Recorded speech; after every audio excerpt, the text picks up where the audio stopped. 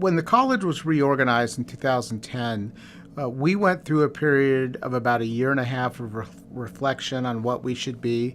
There were some agonizing decisions in terms of long-standing programs in the college where the feeling was they would be better positioned elsewhere. And so we had to facilitate a number of our most successful programs moving to other colleges.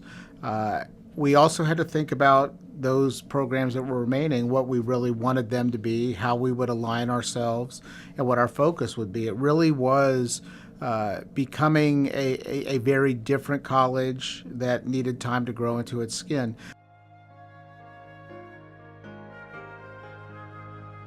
I feel like this college has given us tremendous opportunities to engage in community projects that directly benefit student learning and research, and then in turn also benefit the community. Most of our students come from suburban, middle-class environments.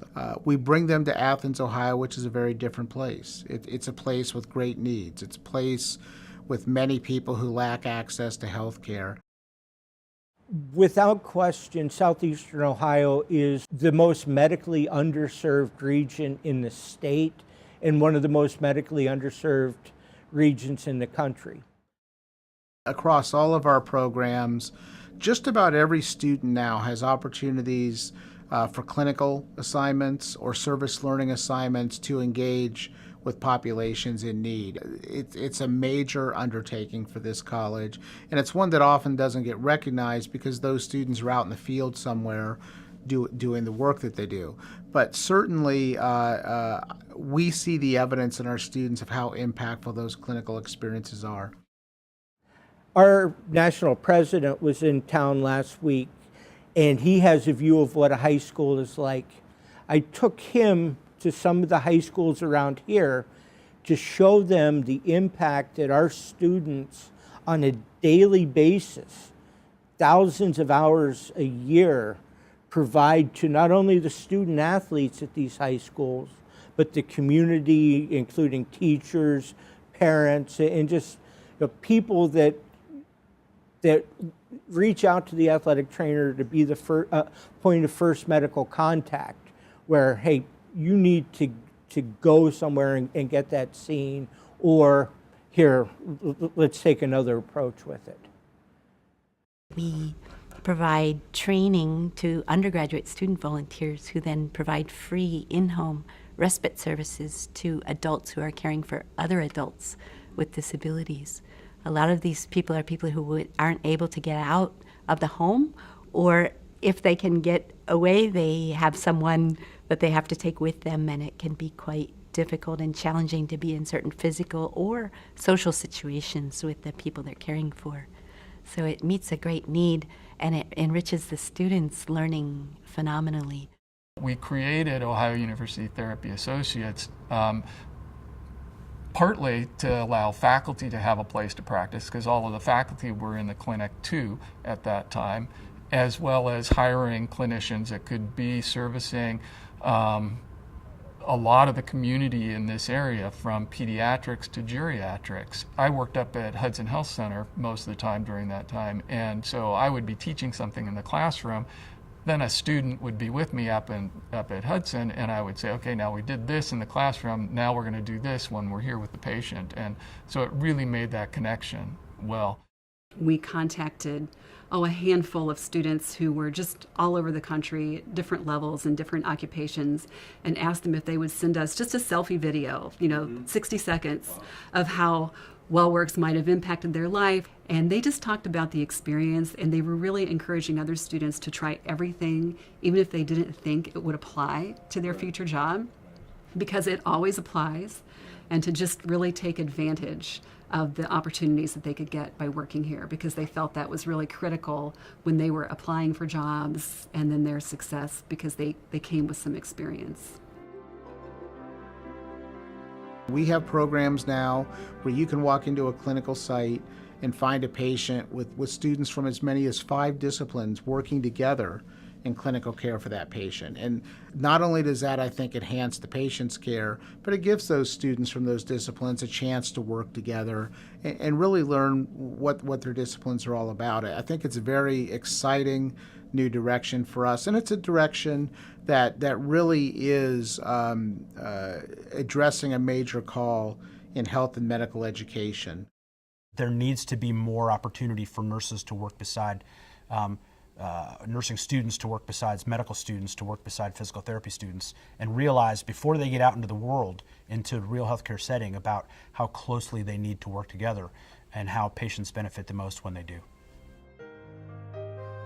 The Department of Interdisciplinary Health Studies was really an example of what I think is outside of the box thinking, in that we created an academic department, but it has no home faculty in it. So there's a department chair, and his job is really to develop innovative curriculum. It's a place where we can bring together curriculum that really appeals to students across our disciplines, that's taught by faculty across our disciplines. It's an attempt to really do some innovative interdisciplinary things, and that's critically important in healthcare today.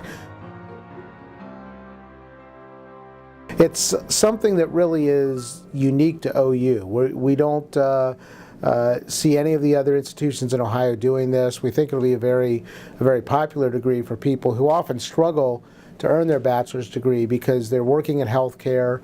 You know, they have strange hours. They work 12-hour shifts. It's just not convenient for them to do a very traditionally structured bachelor's degree.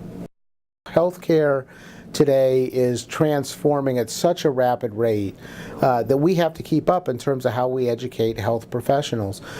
We cannot continue to deliver the education we've delivered for the last several decades. There are too many ways to make what we do better. We're already the largest health college in Ohio.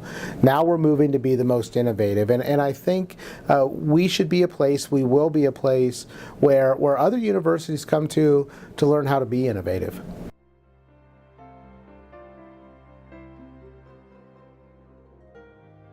To this day, I still look forward to going to class.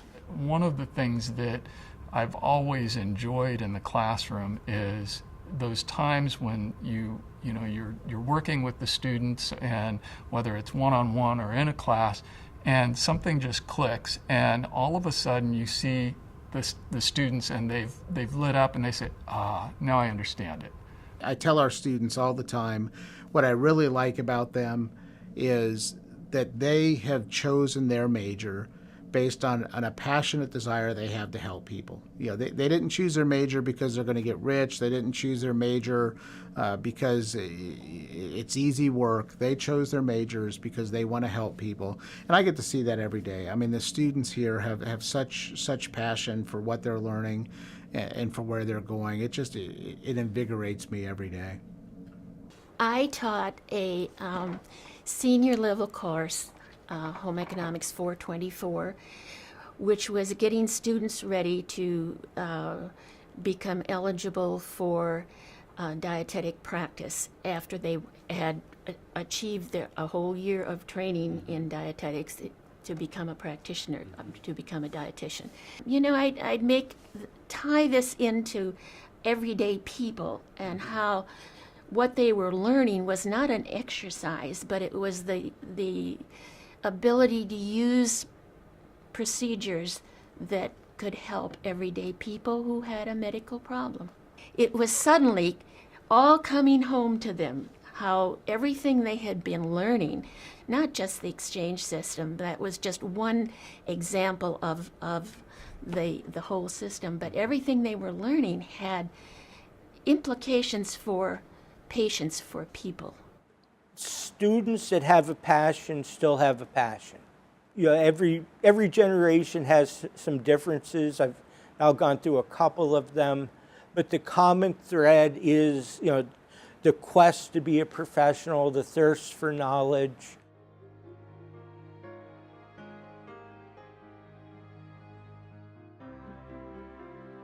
We know that is an occupational area that's becoming increasingly important in healthcare. We felt We had to have that program to help round out our full portfolio of health programs, and I think that'll be very exciting for us.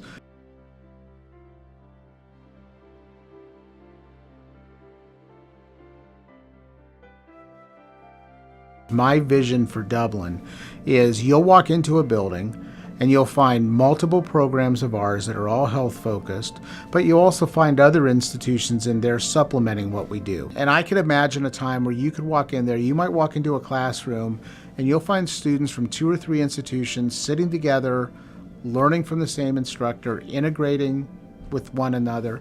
I think you'll see a time where you could walk in and attend a conference on something like immigrant health or aging patients with students from all those institutions coming together. I think you'll see a time where you'll also find some clinical services in the building there that will integrate in with our students and faculty.